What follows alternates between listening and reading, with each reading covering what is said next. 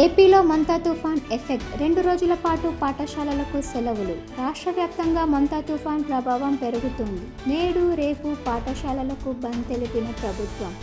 కోస్తా జిల్లాలో ఈదురుగాలులతో వర్షాలు. తుఫాను దగ్గరకు వచ్చే కొద్దీ తీవ్ర ప్రభావం.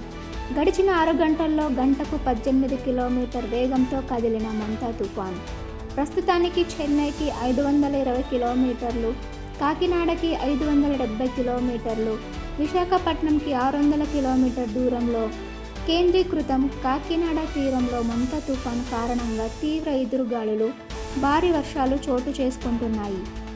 గంటకు పెరుగుతున్న అలల తీవ్రత, తుఫాను వేగం గంటకు 90 నుండి 100 కిలోమీటర్లు ఉంటుందని అధికారులు అంచనా వేస్తున్నారు. ఎక్కడ ప్రాణ ఆస్తి నష్టం జరగకూడదని హై అలర్ట్ జారీ చేశారు.